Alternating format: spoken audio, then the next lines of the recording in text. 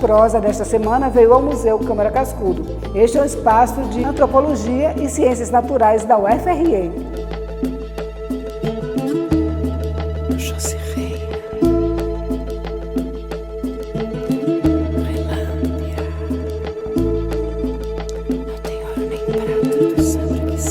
Olá, gente. Hoje estou aqui com o professor Luiz Assunção. Ele é antropólogo, professor de Ciências Sociais da Universidade Federal do Rio Grande do Norte, muito festejado no meio acadêmico, pesquisador, principalmente sobre cultura popular. E você com ele no papo de hoje. Professor do Departamento de Antropologia da UFRN, Luiz Assunção é coordenador do Grupo de Estudos sobre Culturas Populares e doutor em Ciências Sociais, Antropologia pela PUC de São Paulo. Luiz Assunção é conhecido pelo trabalho, pesquisa e dedicação à antropologia das populações afro-brasileiras. Olá, professor, tudo bem? Tudo bem, Prazer imenso tê-lo conosco. Prazer meu, Vânia. Pois é, eu queria começar logo falando sobre a sua pesquisa em cultura popular. Como é essa paixão pela cultura popular? Então, a paixão vem, acho que o meu percurso enquanto professor, pesquisador, ele é permeado pela paixão, né? Então, isso me liga a tudo que eu faço, a sala de aula, a pesquisa, enfim, né? Acho que eu não consigo viver sem essa relação. Primeiro, eu acho que é bom a gente situar o que é cultura popular, né? Para a gente poder entender como elas se manifestam. Ela tem que ser pensada como uma categoria de análise, digamos assim, um referencial acadêmico, né? Então, para que esse referencial acadêmico, cultura popular? Ele é pensado para circunscrever e descrever produções culturais que estão fora de uma categoria também que é conhecida como sendo cultura erudita, né? Então, é como se você tivesse um antagonismo aí, de um lado cultura popular, de outro lado cultura erudita, dentro da sociedade. Mas existe uma outra concepção que vem sendo reelaborada ao longo de um tempo, que é a que coloca que a cultura popular é uma expressão dos dominados. Essa perspectiva ela é diferente da que eu falei anteriormente. Nessa perspectiva, ela vai incorporar ao longo das suas reflexões uma dimensão mais política, uma dimensão em que vai exigir dos sujeitos sociais que eles construam ideias de identidade, de pertencimento e desenvolva no grupo em que ele se insere, seja na comunidade, seja no grupo artístico ou no bairro, enfim, na comunidade dele, que ele desenvolva uma ação de micropolítica. A partir das relações, ele construa... Mas ela tem a sua importância. Tem. Mesmo, claro, cultura popular... Tem, porque aí vai gerar uma uma espécie de ação, né? Esses grupos vão agir, né? Vão agir no sentido... Não é que eles se isolem, não. A cultura, ela circula. Não é uma cultura isolada, fechada. Ela circula, ela interage, ela absorve elementos dos outros grupos, né? Mas o que é importante é que na hora em que você, numa perspectiva mais política, que você possa refletir a sua história, seu processo de vida, possa refletir a sua memória, né? Buscar elementos do passado, de um processo vivido. Então esses elementos vão lhe armazenando e vão lhe dando condições de construir novas formas de vida, novas formas de pertencimento, né? De pensar novas formas de viver em sociedade. Então, claro que aí você tem um empoderamento político. Daí né? A importância da cultura popular, né? Da cultura popular. Quer dizer, a cultura popular não se refere só... Não é aquela ideia que acabou sendo transmitida como algo de um passado que não existe mais, né? Então, não é essa a perspectiva. A cultura popular... E nem é uma coisa menor, é isso? Não, nem é de maneira nenhuma. Ao contrário, né? Ela é parte de um mundo social, de uma vida, né? Nessa segunda dimensão que eu coloquei, a segunda dimensão teórica, ela se refere a esses grupos sociais dominados, que tentam repensar a sua existência, né, para construir novos processos de viver em sociedade. No campo da cultura popular, nós criamos, no ano 2000, lá na universidade, na UFRN, um projeto que é de um grupo de estudos, chamado de Grupo de Estudos Culturas Populares. Esse grupo está organizado em duas linhas. Tem uma linha que trata de estudos em religião, a outra vai tratar das manifestações artísticas culturais, que inclui música, dança, folclore, né? Então, todas as outras manifestações que não estão no campo específico da religião, né? O objetivo desse grupo foi criar um espaço na universidade que a gente pudesse mobilizar, incentivar, principalmente os alunos, porque no grupo também participa professores, né? Mas o objetivo mesmo era tentar chegar até os alunos, tanto os alunos da graduação como da pós, né? E aí nós estamos desde o ano 2000 trabalhando incentivando a pesquisa. E é interessante porque não apenas a pesquisa acadêmica, né, de conclusão de curso, mas também produtos são gerados a partir desses trabalhos com os alunos, que vai desde seminários, palestras, oficinas, até produção de livros, enfim, vídeos. Então tem um acervo já. Sim, produzido. Nessas pesquisas, o que é que teve de novidade assim, interessante mesmo, que você descobriu, tanto da parte do ponto de vista religioso, quanto do ponto de vista popular, das atividades folclóricas? No campo das manifestações artísticas culturais, né, nós realizamos no grupo pesquisas com os alunos que vão desde o João Redondo, que é uma manifestação teatral da cultura popular, né, até trabalhos com o universo do folclore, da dança, né, de música, estudos de bandas de músicas, né, e na religião, dedicado ao campo do afro-brasileiro e do catolicismo popular, né? Mas, particularmente, eu acompanho os trabalhos com as religiões, as pesquisas que são feitas com religião afro-brasileira. Esse trabalho no campo da religião já é uma marca sua, né? Você tem acompanhado bem esse trabalho feito? Tenho. Mesmo antes da criação do grupo, eu já vinha realizando pesquisa, né? Produzindo, publicando sobre o universo afro-brasileiro. Ainda dentro da questão da cultura popular, eu queria lhe perguntar sobre o Museu de Cultura Popular. Você que ajudou a formar o Museu de Cultura Popular aqui no Rio Grande do Norte, não é isso? Isso, eu participei, recebi o convite, né, do presidente Dácio Galvão, né, diretor da Funcarte, na época que estava sendo planejado o funcionamento, a criação do museu, né? Então foi formada uma comissão interdisciplinar e eu participei, assim, foram 2 anos, né, de estudos, viajamos pelo interior para conhecer, embora seja um museu da Prefeitura de Natal, mas assim, ele tem essa dimensão de englobar a cultura potiguar, né, a cultura popular potiguar. Então, todas as manifestações vão estar presentes lá no museu, desde o folclore, a arte visual, as artes plásticas, o artesanato, o teatro, as brincadeiras, as manifestações de um modo geral, todas elas estão representadas, inclusive a religião. O Museu de Cultura Popular de Djalma Maranhão foi um trabalho assim que eu tive muito prazer em participar pelo cuidado com que o museu foi pensado, né? Então foi um trabalho sistematizado, feito assim, não foi um trabalho feito à pressa, né? Então a gente acompanhou, foi pensando lentamente a concepção do museu, a parte da exposição, né? Então todo aquele processo foi discutido sempre. Ali tem um pedacinho de você, né? Em conjunto, tem, ali tem um pedacinho, né? Foi um prazer. Agora, ainda dentro da sua pesquisa, das suas pesquisas, não é a pesquisa, são as pesquisas. Dentro das suas pesquisas, eu queria saber sobre as comunidades quilombolas.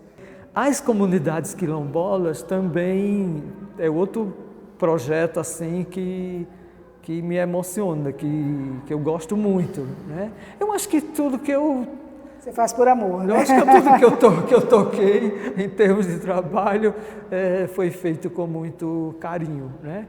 As comunidades quilombolas, elas surgem na minha vida já no final da graduação, quando eu começo a me interessar pelo tema na época se chamava comunidades negras rurais. Quilombola é um termo bem mais recente, né? Mas na época era comunidades negras rurais. Mas dentro desse universo,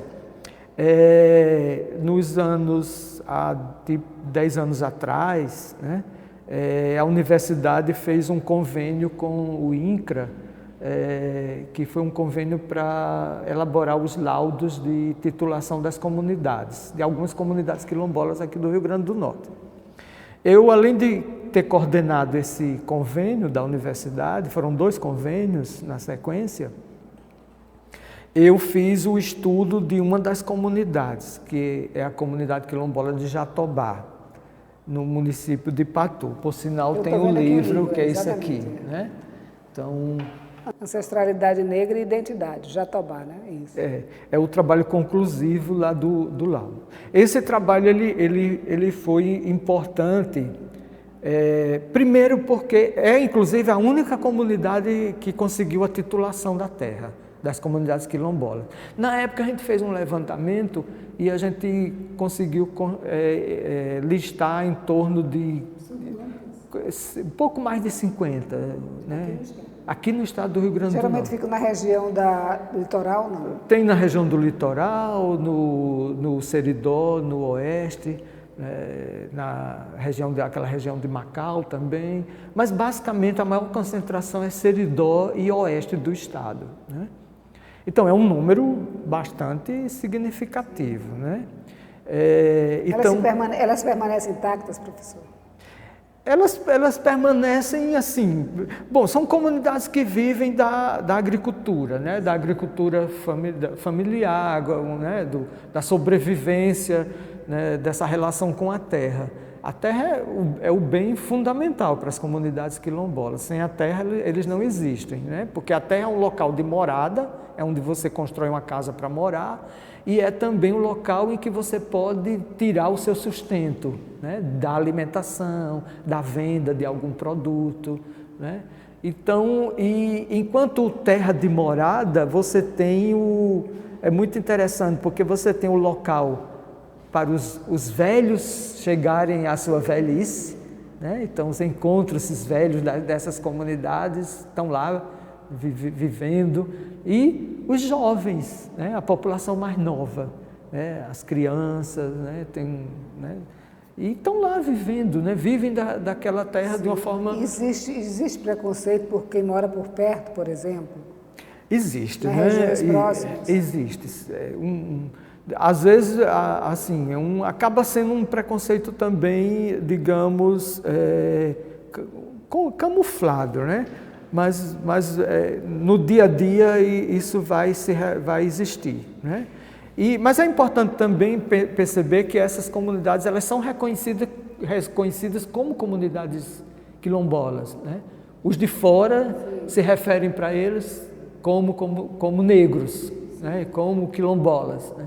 Então há um reconhecimento da construção identitária desses grupos, né? Nesse Brasil miscigenado, há racismo? Pode haver uma afirmação de que há racismo? Racismo existe, sim, né?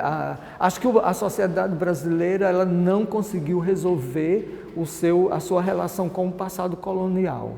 Então, você tem todo um contingente populacional no período colonial que vem numa condição de escravo, né? Essa população não veio porque quis, eles foram escravizados, né?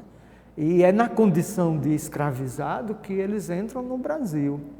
Mas aí, após o período colonial, na República, né, o que eu digo assim, que o Brasil não resolveu a questão com o seu passado colonial, é porque quando você entra no período da República, a República não sabe, ou sabe sim, ela toma uma decisão do que fazer com a população negra, que é a decisão de excluir. Por quê? Porque essa população ela estaria, a partir da República, liberta, entre aboliu a aspas. escravidão, entre aspas. Liberta, mas o negro continua preso. Porque não tem um mercado de trabalho, não vai ter onde trabalhar. Né? E aí esse processo vem desde muito tempo, né? Então, de exclusão, inclusive a cultura, tudo que se refere à dimensão da cultura, quer dizer, não é só a dimensão da existência social. Você não é excluído de existir socialmente, de ter uma vida digna, de ter um trabalho, né? Um trabalho qualificado, de ter acesso à escola. Né? Então, tudo isso é negado. Né? E o que eu acho que é mais perverso é porque essa negação é como se fosse natural. Né? E a exclusão, ela não pode ser naturalizada, porque a exclusão é um processo de construção social. Né? Os grupos sociais definiram, né? Faz com que a exclusão exista. Né? E as cotas, professor? Então, as cotas, a meu ver, as cotas elas devem ser pensadas como reparação histórica. É o mínimo, né? É um processo de reparação histórica. Né? Então, é uma forma que você tem, que o Estado, é uma política pública de Estado. A cota é uma política pública de Estado, isso também tem que ficar claro. Né? O Estado reconhece que tem um débito com a população e cria, então, uma política que, no caso, é chamada política de cotas. Isso não é uma coisa exclusiva do Brasil, isso aconteceu nos Estados Unidos, na África do Sul, né, em países em que teve processos históricos semelhantes ao Brasil. Né? Então, enquanto política pública, ela tem um período de existência, ela também não é eterna.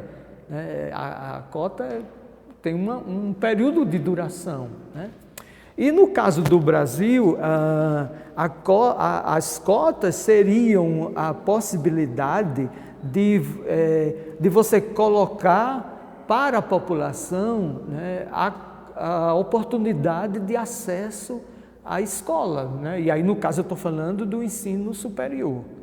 Né? Então, quer dizer, você abre, né, a possibilidade de uma parte da população acessar o ensino e se qualificar, porque aí, através dessa qualificação... Ele pode estar em outras posições. Claro. Isso, né? A partir da qualificação ele pode galgar outros espaços na sociedade.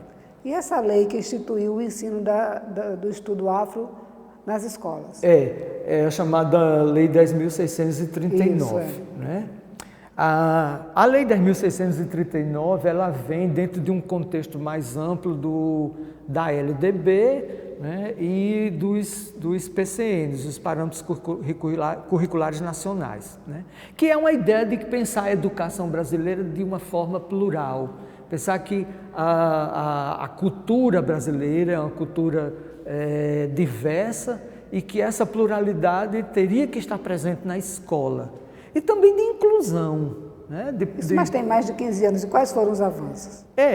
O problema é importante também que se diga que a Lei 10.639, ela é fruto do movimento negro no Brasil. O movimento negro foi quem mais agiu pedindo que essa lei existisse na escola.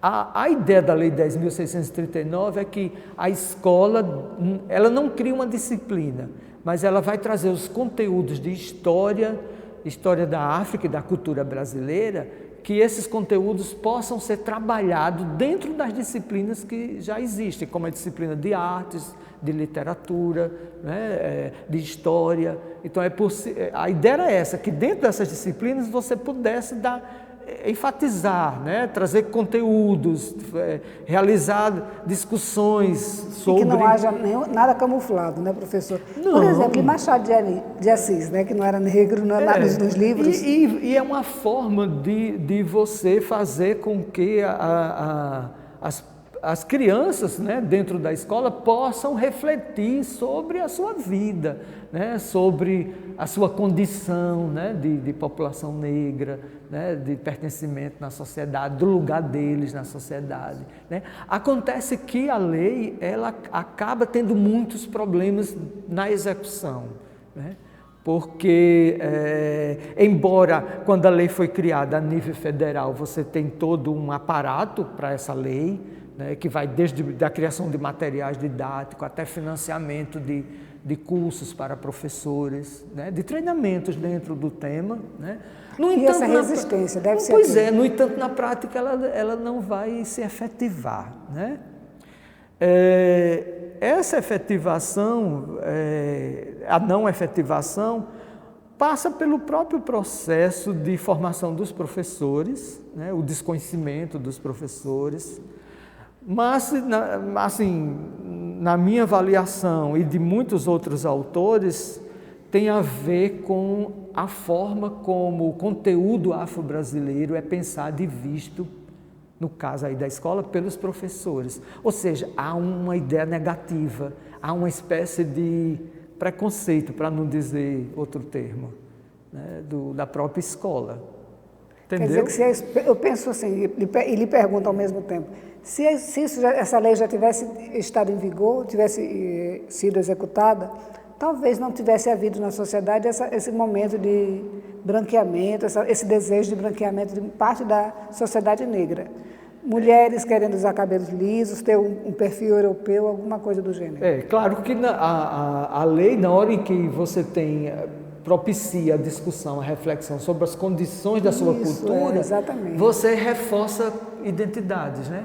Então, claro, aí você teria um outro caminho, né? A população iria se ela pensar teria que se orgulhar da sua raça, não é isso? Ia se pensar da sua mesmo, condição, da sua raça, da sua cultura, da sua raça, né? Se pensar como população negra. Por outro lado, há também uma coisa interessante que a gente pode ver na sociedade, mulheres negras, a gente vê dois lados. Mulheres negras também gostando de se ver negras, usando turbantes, voltando à sua cultura afro, usando turbantes, usando cabelos crespos e tendo orgulho da sua raça. Há dois lados eu vejo, também esse aí e o outro são mulheres negras querendo ficar brancas, querendo usar os cabelos lisos. Essa prática que, quando a gente vê esses elementos da negritude, né, é parte desse processo de vivência, de construção política dos grupos, né? Então, elas vivenciaram em algum momento da vida delas essa reflexão que fizeram elas, né, repensar, mudar, ter mais consciência de você dentro da sociedade, do seu lugar. E aí você passa a achar o cabelo bonito, né? A cor, então há uma mudança aí. Professor, nosso papo está ótimo, mas eu vou ter que chamar um intervalo. A gente volta logo mais com o professor e antropólogo Luiz Assunção. Até já.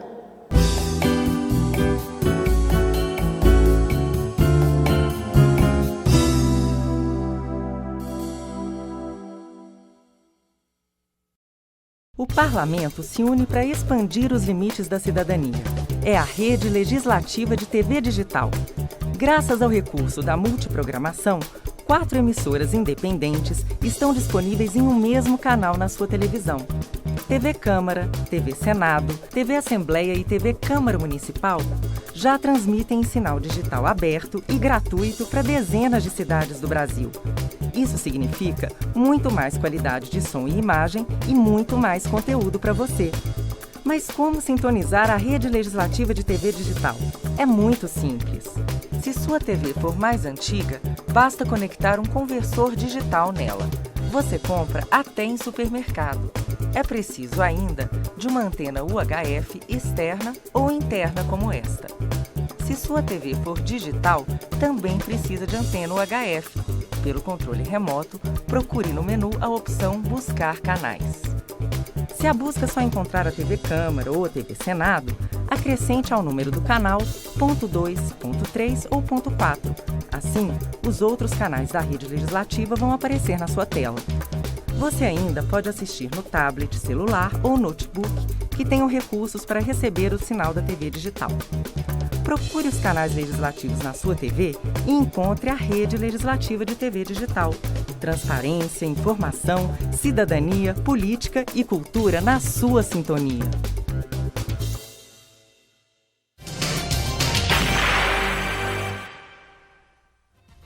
A Lei do Acesso à Biblioteca garante a qualquer cidadão a entrada tanto em instituições públicas quanto privadas conveniadas à Secretaria de Educação do município.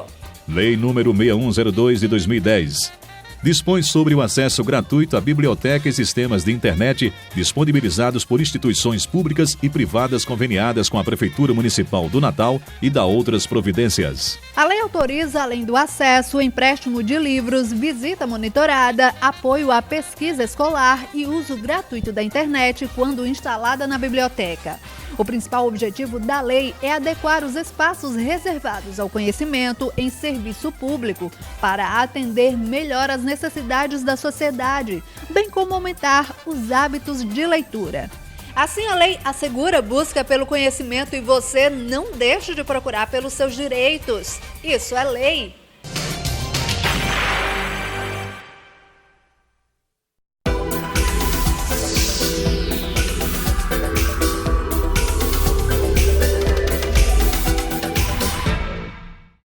Colocar o lixo no lugar certo não é só uma questão de hábito, é também uma questão de educação. Jogue limpo com a sua cidade. Colocando o lixo no lugar adequado, a cidade fica mais bonita e todos ganham. O meio ambiente, a sua saúde e a qualidade de vida de todos. Povo limpo é povo educado. Jogue limpo. Jogue o lixo no lugar certo. Câmara Municipal de Natal. A Casa do Povo, a sua casa.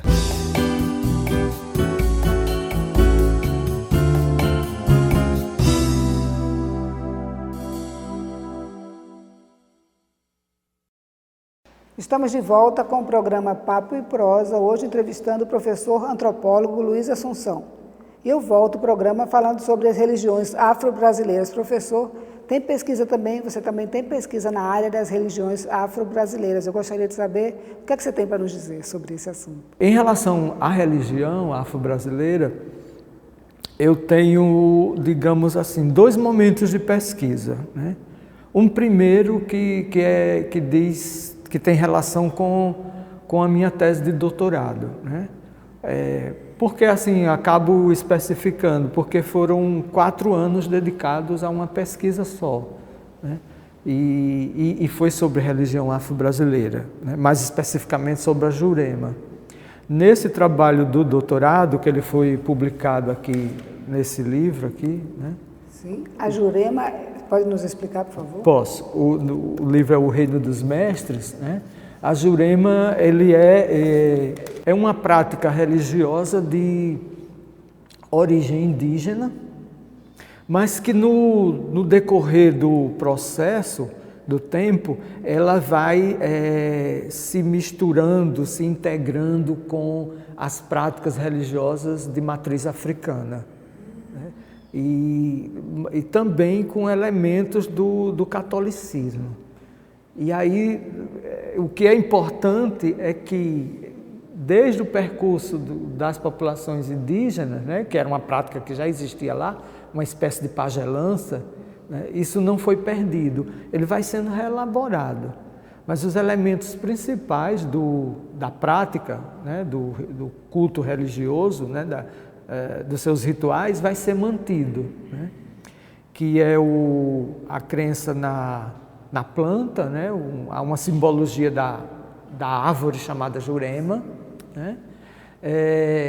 Da crença de que da casca da Jurema se faz um licor e que esse licor que é bebido, né, nos rituais. Isso é a coisa bem indígena.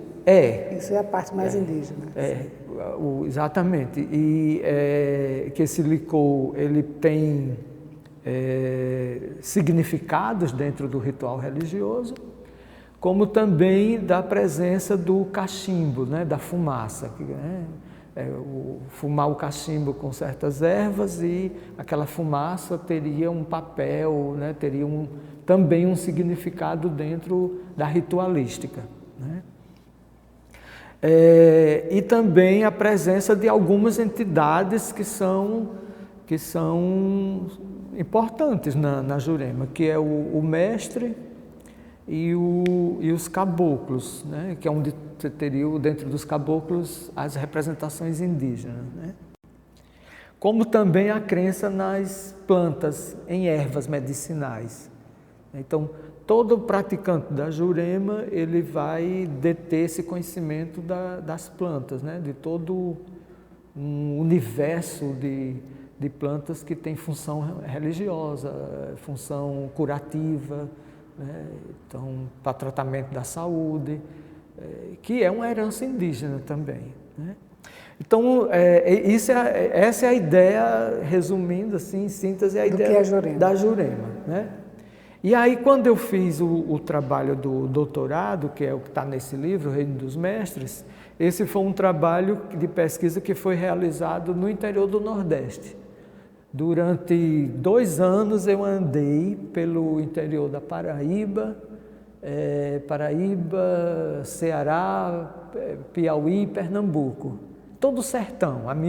O meu campo foi o sertão, né? O sertão do Nordeste.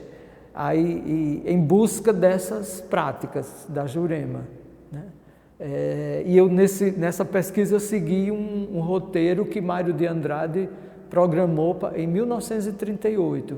Então eu peguei o roteiro dele e segui exatamente o roteiro que ele colocava as cidades.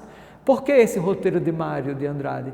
Porque em 38, Mário, o grupo de pesquisa que ele mandou para o Nordeste, nesse roteiro, eles pesquisaram e levantaram documentos, fizeram registros de documentos da Jurema.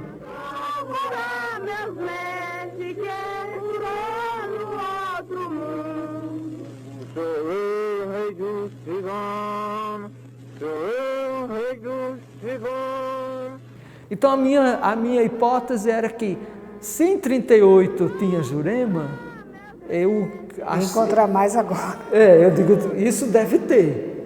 E aí o que eu queria ver era exatamente o processo de mudança, né? Em que condições essa prática estava existindo, né? E aí foi um trabalho maravilhoso e a gente concluiu. Andei pelo interior e concluí. Eu já conhecia a Jurema de Natal, antes desse trabalho. Quando eu terminei esse do sertão nordestino, eu retomei meu trabalho em Natal. Mas o que eu conhecia de Natal eram os bairros que eram conhecidos já, né? Quintas, Rocas, Mãe Luísa, a área de Ser Rosado, Cidade da Esperança. Então, era um universo bem tradicional, digamos assim, das religiões afro-brasileiras em Natal. Mas, a partir dos anos de 2000, quando eu volto a fazer pesquisa em Natal, tinha um cenário novo em Natal, que era a Zona Norte. E aí eu criei um projeto específico para a Zona Norte. E aí me mandei para a Zona Norte e durante 3, 4 anos eu fiquei em contato com a Zona Norte de Natal. Andei toda a Zona Norte, Vânia. Mas buscando a Jurema ou outros rituais também? A minha ideia era buscar os terreiros. Mas assim, eu sabia que eu ia encontrar Jurema, né, dentro desses terreiros, né? Eu sabia que eu ia encontrar Jurema, mas a minha ideia era realmente mapear, porque aí você tinha nessa época um crescimento de Natal, era uma questão urbana. Natal tinha crescido muito a partir dos anos 80 e o crescimento de Natal era maior na Zona Norte. A expansão de Natal urbana, a expansão urbana era toda na Zona Norte. E aí a minha pergunta na época que eu fazia era como situar, como estar os terreiros, a religião afro-brasileira na Zona Norte? Será que ela existe? Né? Quer dizer, eu tinha coisas que eu não conhecia. Foi isso que me motivou a ir para a Zona Norte. E aí eu ando por toda a Zona Norte, todos aqueles bairros, e aí tem uma maravilhosa surpresa, que é descobrir que as religiões estavam vivas, elas existiam e existiam em grande quantidade, né? Já naquela época, depois de 2000, né? Porque a partir daí eu fui para a Zona Norte trabalhar. Então, naquela época eu fiz um levantamento dos terreiros e consegui constatar que 50% dos terreiros de Natal estavam concentrados na Zona Norte. Estatística, eu não tenho ela atualizada, mas eu não tenho dúvida que isso cresceu. né? Então, São terreiros de Umbanda? eu chamo de terreiros religião afro-brasileira, né? Porque tem a gente tem nesse universo afro-brasileiro, a gente tem, no caso aqui de Natal, né, pensando em Natal, basicamente 3 práticas, que é o candomblé, a umbanda e a jurema. A jurema, como eu falei, tem essa origem indígena, né? O candomblé, ele teria seria um culto aos orixás, às divindades, chamadas divindades africanas, né? Então, o candomblé ele é marcado por essa relação, pela existência das divindades, né?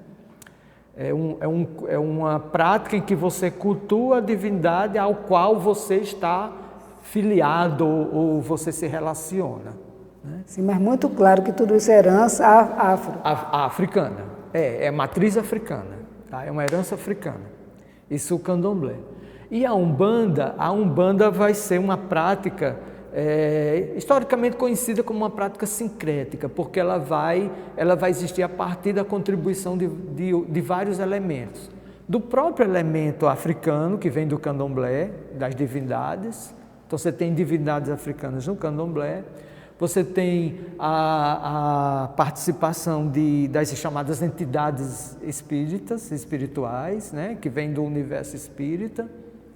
Você tem elementos do catolicismo e outros elementos de práticas, até de práticas orientais, né? Então, o universo da Umbanda ela se abre, né?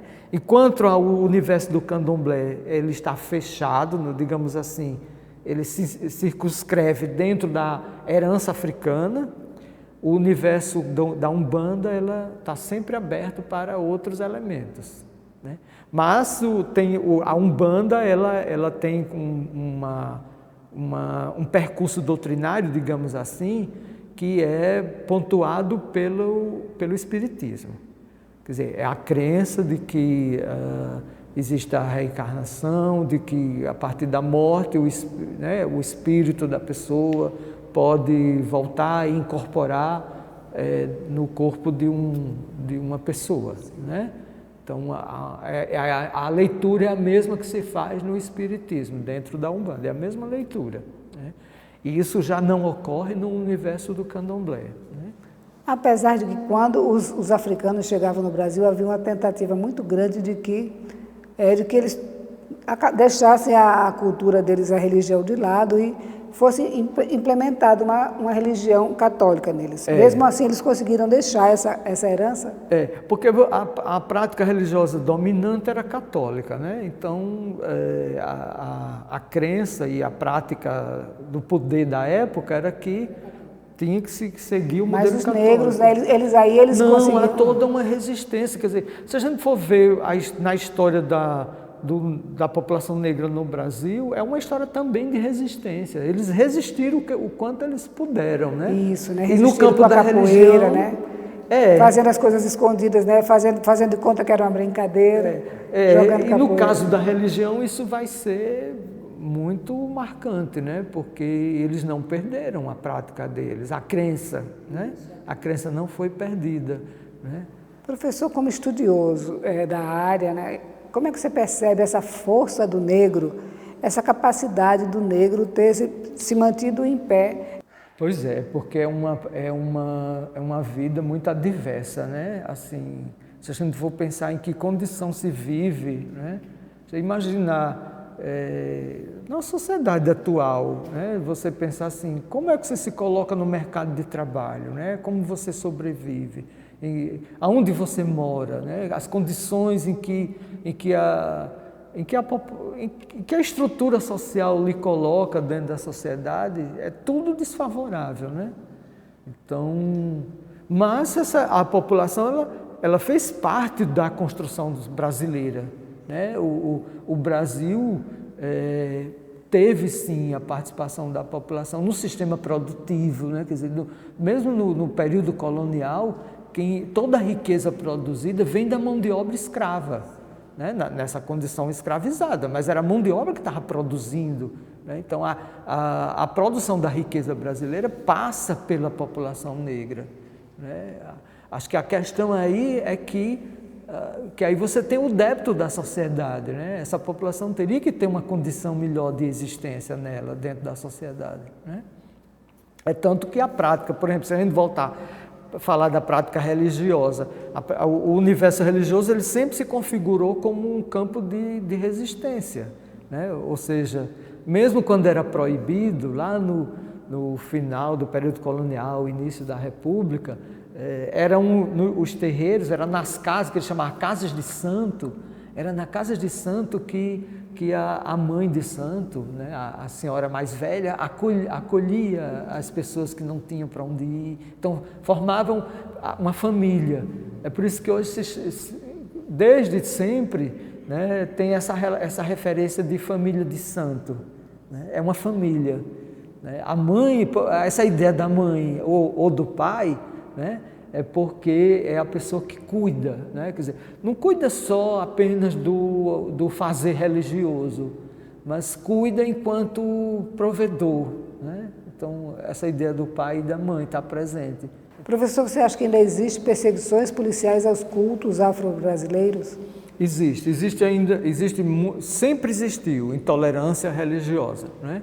E ela assume, hoje, atualmente, assume dimensões as mais diferentes possíveis, que vai desde jogar pedra no espaço religioso a denunciar, né, a denúncias que são feitas por pessoas da própria rua, né, contra a prática religiosa.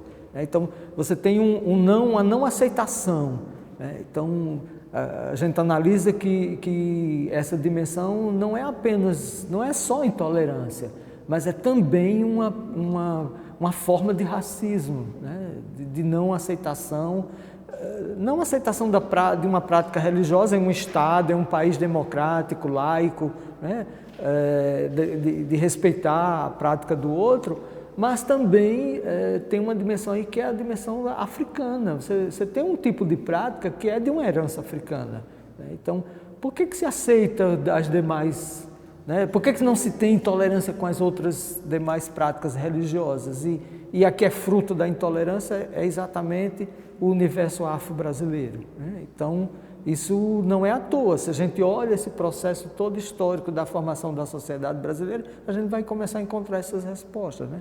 Então, tem sim, muita intolerância, e quem é de terreiro sabe o que é essa vivência, né, de andar com os seus elementos religiosos, né, que é um direito que a pessoa tem, né, o colar de fio de contas, né, ou o turbante, né, quer dizer, andar com esses elementos... E ser marginalizado por isso. Claro, sim. Se ele anda, ele provavelmente vai sofrer intolerância. Mas, por outro lado, a gente sabe que hoje os grupos religiosos têm que se assumirem. Eles têm que sair do seu universo religioso e ir para a rua. Eles têm que colocar, porque o país, né, você tem uma Constituição que coloca que todos têm direito a uma prática de culto, né, de uma crença e uma prática de culto. Então, a população tem que aprender a respeitar essas dimensões da relação com o sagrado. Cada um tem direito a ter a sua relação com o sagrado, como também tem direito a não ter nenhuma relação, né? Mas isso tem que ser respeitado, né? Aproveitando essa deixa, professor, eu queria que você deixasse uma dica para o nosso telespectador, exatamente dentro desse contexto. Tá. Pode ser? Pode ser. Eu só queria antes dizer que atualmente o que a gente está fazendo em termos de pesquisa, e aí eu queria rapidamente mostrar, que a gente está trabalhando com o terreiro, a religião afro-brasileira, como você falou antes, ela foi um espaço de resistência, né? E hoje a gente tem, além dessa resistência, a gente trabalha também com a dimensão do patrimônio. Dentro do terreiro a gente tem um patrimônio imaterial, né? Que é uma memória guardada em cadernos, né? Então nós estamos trabalhando com um terreiro, uma casa de Seu Barroso, que é no bairro das Quintas, em que nós encontramos vários cadernos. Aqui eu estou com um caderno de música. Ele escrevia as músicas que ele cantava, né? A gente tem uma coleção de cadernos que ele deixou escritos, né, de vários conteúdos. Esse aqui é o caderno de música, mas eu estou também com um caderno que é onde ele fazia o registro, né, o registro das pessoas que que pertenciam ao terreiro dele. Então, esse material é importante porque é um documento, né? Uma memória, a memória viva, né? De um terreiro, né? De uma casa religiosa. Nós estamos trabalhando com esse material desde a recuperação desse material, né? Do acervo, da limpeza, como também da análise dos documentos, né? E assim, como mensagem, acho que a gente tem que colocar, ressaltar, reforçar que a prática religiosa afro-brasileira ela merece respeito. Quer dizer, todo cidadão, todo sujeito, toda pessoa tem que internalizar isso, que o outro tem direito à sua prática religiosa. Então, vamos respeitar porque, né, somos todos no mesmo país. Né? Somos todos no mesmo país. Pois é, isso mesmo. Muito obrigada, professor Luiz. Infelizmente, o nosso tempo está esgotado, porque nós conversaremos aqui horas a fio, né? Eu agradeço muito a sua participação e nós somos amigos de longas datas e eu quero apertar a sua mão aqui diante do público. Foi um prazer imenso. Obrigado, Vânia. E a você, telespectador, que nos acompanhou, agradeço muito, tá? Então, até o próximo programa.